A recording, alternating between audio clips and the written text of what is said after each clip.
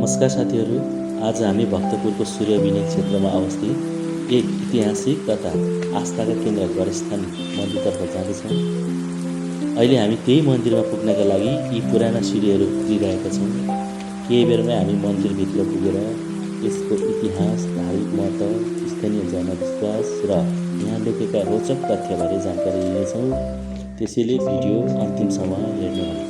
हामी अहिले गणेशस्थान मन्दिर परिसरमा आइपुगेका छौँ। पहिलो नजरमा यहाँका शान्त वातावरण, हरियाली र धार्मिक आवाजले जो कोहीलाई आकर्षित गर्छ। तर यो मन्दिर किन प्रसिद्ध छ? यसको इतिहास के हो? यहाँ किन यति धेरै श्रद्धालुहरू आउने गर्छन्? यो सबै प्रश्नको उत्तर आजको भिडियोमा खोज्ने प्रयास गर्नेछौँ। अब चाहिँ यस क्षेत्रमा मभन्दा धेरै परिचित सर पेशल सर हुनुहुन्छ। पेशल सरसँग यो विषयमा केही कुरा गर्नुहुन्छ। सर, यसको बारेमा बताइदिनुहोस्।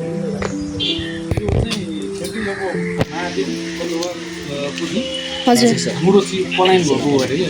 हजुर, यो चाहिँ घुँडो त्यो चाहिँ घोडा छ होइन? घुँडाकै आकारमा छ कि तलैसम्म दबेको छ। यो अहिले चाहिँ यति मात्रै उयो गरेको छ। हजुर हजुर धेरै तलसम्म चाहिँ दबेको छ। एकदम यो प्रतिष्ठित मन्दिर पनि एकदम प्रतिष्ठित नेपालको लगभग तिम्रो मन्दिर देख्नु नेपाल सरकारकै उसमा स्वामित्वमा रहने मन्दिर पनि यो चाहिँ है सर? हजुर गणेशस्थान। यो चाहिँ ठ्याक्कै लोकेसन कहाँ भन्नुभयो सर? लोकेसन यो चाहिँ सूर्यविनायक नगरपालिका हजुर चाहिँ सूर्यविनायक चोकबाट चाहिँ लगभग 1 किलोमिटर माथि आउनु हो भने ठ्याक्कै गणेशस्थान मन्दिर हजुर हुन्छ। यो 6 नम्बर वडा सूर्यविनायक 6 नम्बर वडा पर्छ। हजुर, अब यता नजिकै हुनुहुन्छ र आउनु भएको छैन भने आउन सक्नुहुन्छ सर। अब भने हामी गणेशस्थान मन्दिरको मुख्य प्रवेशद्वारबाट भित्र प्रवेश गर्दैछौँ। प्रवेश गर्ने बित्तिकै यहाँ शान्त वातावरण, पुरातात्विक शैली र धार्मिक आस्थाले मनलाई छुट्टै अनुभूति गराउँछ। यहाँ आउने श्रद्धालुहरू श्रद्धापूर्वक पूजा अर्चना गर्दै आफ्नो मनोकांक्षा व्यक्त गर्ने गर्दछ। मन्दिर परिसर सफा, शान्त र प्राकृतिक वातावरणले भरिएको देखिन्छ। यहाँ केही समय बसेर ध्यान वा प्रार्थना गर्दा मनबाट छुट्टै शान्तिको अनुभूति हुने किसिमको वातावरण यस क्षेत्रमा रहेको छ। मङ्गलबार चाहिँ हजुर यहाँ धेरै भक्तजनहरूको चाहिँ एकदम भिडो लाग्ने गर्छ। अरू हजुर सर। त्यस्तै हुन्छ, खाली नै हुन्छ। मङ्गलबार चाहिँ विशेष गरेर चाहिँ धेरै गणेशस्थान भएकाले गर्दाखेरि गणेशको पूजा गर्नको लागि मान्छेहरू टाढाबाट आउनुहुन्छ। हजुर, सरले बताउनु भएअनुसार विशेष गरी यहाँ मङ्गलबारको दिन चाहिँ एकदमै भिड लाग्ने कुरा जानकारी गराउनुभयो। जस्तै दसैँ, नवरात्रि तथा अन्य धार्मिक अवसरहरूमा यहाँ भक्तजनहरूको उल्लेखनीय भिड लाग्ने गर्दछ। त्यस समयमा विशेष पूजा र धार्मिक कार्यक्रमहरू पनि यस क्षेत्रमा आयोजना गर्ने गरिएको छ। अब हामी गणेशस्थान मन्दिरबाट करिब 50-60 मिटर माथि रहेको आमास्थान मन्दिरतर्फ जाँदैछौँ। यदि त्यहाँका पुजारीसँग भेट भयो भने उहाँबाट यस मन्दिरको इतिहास, महत्त्व र त्यहाँका धार्मिक परम्पराबारे जानकारी लिनेछौँ। हेरौँ आज हामीलाई के कस्तो नयाँ जानकारी प्राप्त हुनेछ। अब सर, हामी जान लागेको मन्दिरको चाहिँ मुख्य विशेषता के रहेको छ? जुन त्यो नबोल्ने बच्चाहरू चाहिँ हजुर त्यहाँ आमाथानभित्र लगेर चाहिँ एकछिन थुनिदिएपछि हजुर त्यहाँ गएर चाहिँ अब भित्र एक्लै थुनिन्छ। त्यो थुनिसके पछाडि चाहिँ त्यो रुने कराउनेहरू गर्छ होइन। त्यहाँ हजुर सर। गरेपछि एउटा चाहिँ बोल्छ भन्ने किम्वदन्ती चाहिँ छ। ए हस् सर, अब बाँकी कुरा माथि पुगेरै गरौँ सर। सरले अझै केही विस्तृत रूपमा भनिदिनु हुनेछ। यसरी हामी आफ्नो गन्तव्यतर्फ अघि बढ्ने क्रममा केही सिँढीहरू पार गरिसकेपछि नजिकै रहेको एउटा गुफा भेटिन्छ। गुफाको बारेमा सरले हामीलाई केही आफूले जानेको जानकारी गराउनुहुन्छ। सर, हजुरलाई यो गुफाबारे के जानकार हुनुहुन्छ एकचोटि बताइदिनुहोस् न। मैले बुझेअनुसार चाहिँ जस्तो यो गुफा चाहिँ लगभग यो गुफाबाट चाहिँ हजुर मान्छे छिरेर उहाँ 5 तलेमा चाहिँ एउटा मन्दिर छ अरे। मन्दिर हजुर त्यो मन्दिरमा निक्लिन्थ्यो अरे तल तले। अहिले यो जस्तो भूकम्प आइसके पछाडि हजुर अलि भूकम्पले पनि अब यसलाई यताउता हलचल गरायो होइन। हजुर अनि यो ठाउँहरू चाहिँ साँगुरिँदै पनि गयो। हजुर अनि अर्को कुरो के भइदियो भने यतापट्टि यो क्षेत्रमा पनि फरक आएको थियो। यतापट्टि अब के भइदियो, यहाँनिर चाहिँ अब बस्ती पनि धेरै बाक्लिँदै गयो होइन। हजुर सर। अनि त्यो ठाउँ चाहिँ हजुर सर। अलिक तल भाँसिएर काले गर्दा अहिले चाहिँ यो ठाउँ पुरै बन्द भएकाले अब यति यहाँ चाहिँ यति मात्र देखिन्छ है। अहिले चाहिँ यति नै अहिले सीमित छ। पहिला चाहिँ अलिक देखिन्थ्यो सर। पहिला चाहिँ मतलब अब यहाँको स्थानीयको अनुसार मैले स्थानीय चाहिँ एकजना यहाँ अलिकति वयोवृद्धै मान्छेको कुरा सुन्दाखेरि लगभग 46 साल भनेपछि अब 1946 र यो 2046 यहाँबाट चाहिँ 5 तले मन्दिरमा तल गुफा यहाँबाट सिधै तल 5 तले यहाँ तल चाहिँ अनि उहाँ 5 तले मन्दिरमा चाहिँ 5 तले भनेको भक्तपुरमै पऱ्यो होइन सर? भक्तपुरै हो। ए हजुर। अहिले अब यो भूकम्पपछि चाहिँ यताउति अब यो ठाउँ पनि साँगो थियो अनि घरहरू पनि बन्दै गयो, हजुर सर। जमिन पनि फाटिदिएको हो होइन, त्यो भएकाले गर्दा अहिले चाहिँ त्यो छैन। सरले स्थानीयवासीहरूबाट बुझ्नुभएको जानकारी हामीसँग साझा गर्नुभयो। यसरी हेर्दा यो गुफा केवल एउटा प्राकृतिक स्थान मात्र नभई स्थानीय समुदायको आस्था र पुरानो जीवनसँग सम्बन्धित छ। यद्यपि यसको इतिहासबारे आधिकारिक वा लिखित प्रमाण हामीलाई प्राप्त हुन सकेको छैन।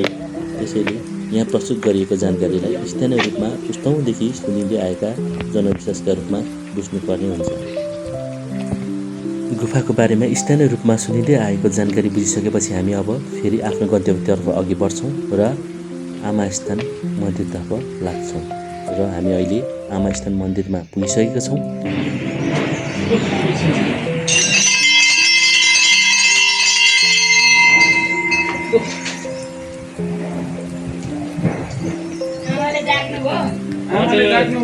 प्रणाम गऱ्यौँ है आमा।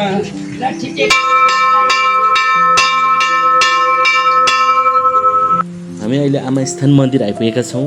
यहाँ लामो समयदेखि पूजा आराधना गर्दै आउनुभएकी आमा पनि भेटिनु भएको छ। अब उहाँसँग यस मन्दिरको इतिहास, धार्मिक महत्त्व र यहाँका परम्पराबारे केही जानकारी लिने प्रयास गर्नेछौँ। आमा नमस्कार। मेरो नमस्कार। म चाहिँ आरती बाल्छु आमै। यहाँ सधैँ मेरो चाहिँ ध्यान भएर ढिलो भएको आज यहाँ सफा सुग्घर गरेर हजुर ध्यान बत्ती बाल्नु आकी हजुर रोक्छु। म यहाँ अहिले आमा एक्लै भएर आमालाई दुखी बनाएर चाहिँ म गर्छु सेवा। यहाँको बारेमा के भनिदिनु न आमा, हजुरलाई थाहा भएको कुराहरू। यहाँको बारे त मलाई भगवान्ले ल्याएको, म त जगत जननी आमा भन्छु। हजुर आमा। अनि यहाँ बत्त नभएका पनि भयो भनेर आउँछन्। हजुर हजुर। अब कुनैलाई विदेश जान मन लाग्यो भने भयो भनेर आउँछन्। हजुर। कुनैलाई 2-4 पैसा कमाउनु मेरो विद्या पनि भयो भनेर आउँछन्। अब उहाँले कसलाई दिने इच्छा लाग्छ, खुसी भएर आउँछन्। अब सबैलाई दिनुहुन्छ कि दिनुहुन्न मलाई थाहा भएन। आउन चाहिँ आएका छन्। मलाई यो भयो, आमा खोइ भन्छन्। मलाई यसो भक्तजनले पालेको, म सन्तान भएर यो आमासँग बसेको छु, मलाई भक्तजनले पालेको छ। आमालाई चाहिँ भक्तजन पाल्नु भनेर आमासँग लडाइँ खेल्छु। भक्तजन तपाईँले हेर्नु, तपाईँको सेवा म गर्छु, भक्तको सेवा आमा गर्ने भनेर भन्छु। यहाँ यो मन्दिरमा हिजो पुतनाले लिएर आएँ, त्यहाँ मैले जलाइदिएँ। मेरो यो संसार बोल्ने ठाउँमा मेरो आमालाई किन दुःख दिएँ भनेर चाहिँ म यो ठोक्नेसँग पनि अलि अगाडि नै बन्न सकेको छु यहाँ आमाको सेवा। यी ठोक्ने झार्ने यी अनेक मसान खेल्ने भन्दा नि अगाडि ल्याउनु भयो। आमाको सेवा चाहिँ म मजाले गर्छु, बकाइदा गर्छु। आमा खुसी हुनुभयो। यी फोरी मलाई चाहिँदैन, त भए पुग्छ भन्नुभयो। आमालाई म सेवा गर्छु। यहाँको यही हो बारे मेरो आमामा तपाईँले गरेको अन्तर्वार्ता राखेको छु भनेर पनि आउँछन् भाइहरू। अनि यहाँ म 72 साल पुग्दादेखि यता आमाको सेवा गरेको छु। आमाको सेवा गर्ने छैन, पैसा टिप्ने लाने त लाभम छन्। आमाको सेवा गर्ने छैनन् के। आज किन ढिलो भएको भने म आज 1.25 लाख माला जप्ने, अनि म सबै देवीको नाम लिएर एक-एकजनाको नाम लिएर जप्दाखेरि अनि म ढिलो आइरहेको छु क्या। हजुर, हामी पनि सम्झेर आयौँ आमा। हामी चाहिँ ललितपुरबाट आएको। ठिक छ। अब यस्तै अवस्थामा यस्तै अवस्थामा हो भने यसो आयो, हजुरसँग भेट भयो, यहाँको बारेमा केही कुरा बुझ्न पाइयो। अब खुसी लाग्यो आमा। अरू के भन्नुपर्ने छ आमा? यहाँको बारेलाई अब बच्चा बोले भनेको छ। यहाँको बारेलाई मैले भन्न, यहाँ मैले थर्काउन अब छेडी हाल्ने बनाएँ। बुढाबुढी यहाँ आउँथे, 12 वर्ष यहाँको लडाइँ गर्दा मैले हाल्छु भन्दाखेरि अहिले चाहिँ पैसा खस्यो भने छ भाइ। अनि बुढाबुढी आउँदा यो रेलिङ समात्न नपाउँदा मेरो मन धेरै रोको थियो। हजुर, यो रेलिङ राखेको धेरै भएको छैन आमा भनेपछि होइन? अब यो मन्दिर त पुरानो हो, अब चाहिँ यो सिँढी हाल्यो भने केही न केही विकास राम्रो हुन्छ भन्ने आश छ। अनि दोस्रो यो देउलाहरूले चाहिँ ढोका लाउने, अनि उनीहरूले मैले भनेको माने भने पूजा गर्ने मूर्ति बेग्लै राखेर ढोका लाग्ने काम हुँदालाई दिने। पूजा गर्नेको चाहिँ यो मन्दिर मर्मत हुने यस्तो चाहिँ पुरा माने भने राखौँला भन्दैछु। भगवान् चाहिँ यही हजुर, यो स्थापना चाहिँ कति सालतिर भयो आमा? यो त सालै होइन, मल्ल राजा भनेको तपाईँको हेर्नुहोस्, मल्ल राजाको पालामा। राजा भने त कति पुस्ता अघिको चाहिँ बुझ्नुहोस्। त्यो बेलामा चाहिँ मन्दिर रहन्छ। यी तपाईँले भित्र हेर्नुभयो नि। यो त पछाडि फुक्दिने पनि आएपछि राखेको यो 2टा मूर्ति चाहिँ त्यो बेलै अपनाएको रहेछ क्या अघिको मान्छे। यो जङ्गल डर लाग्ने कुनै कुनै मात्रै आएर बच्चा बोलेन भने लाटा भयो भने आउने ठाउँ हजुर नत्र नआउने ठाउँ यो ए अहिले चाहिँ यो विकास गरेर बनाएर यहाँ त बच्चा थुन्छन् हजुर अनि 300 500 माग्ने छन् मैले लडाइँ खेल्दा खेल्दा खुसीमा भन्ने चाहिँ बनाउन सक्छु ए हजुर आमाले दिनुभएको जानकारी अनुसार यस आमास्थान मन्दिरको स्थापना मल्लकरमै भएको मानिन्छ। उहाँ स्वयं पनि 2072 सालदेखि यस क्षेत्रमा बसोबास गर्दै मन्दिरको सेवा र पूजा आराधनामा संलग्न रहँदै आउनुभएको रहेछ। उहाँको अनुसार स्थानीय जनविश्वासले गर्दा विशेष गरी सन्तान प्राप्त नभएका दम्पति यहाँ श्रद्धा र विश्वासका साथ दर्शन गर्न आउने गर्दछन्। मनोकामना पुरा भएको विश्वास गर्दै सन्तान प्राप्त गरेपछि धन्यवाद दिन र पूर्ण पूजा गर्न फर्किने परिवार पनि धेरै रहेको उहाँले बताउनु भयो। आमा यिनै हुन् हजुर ल आमाको फोटो लगेर सधैँ मोबाइलमा हेर्नु हजुर आग्रह र सुझाव अनुसार हामी पनि देवीस्थान पुगेर पूजा आराधना गर्ने निर्णय गऱ्यौँ। पूजा सुरु गर्नु अघि आमाले श्रद्धापूर्वक देवीस्थानको सरसफाइ गरिदिनु भयो र पूजा गर्ने विधिबारे पनि हामीलाई जानकारी गराइदिनु भयो। उहाँले बताउनु भए अनुसार यस्ता पूजा दम्पतिले सँगै गर्दा अझ शुभ मानिने स्थानीय विश्वास रहेको बताउनु भयो। त्यसैले हामी दुवैजना श्रद्धा र सम्मानका साथ देवीस्थानमा पुगेर पूजा आराधनामा सहभागी भयौँ।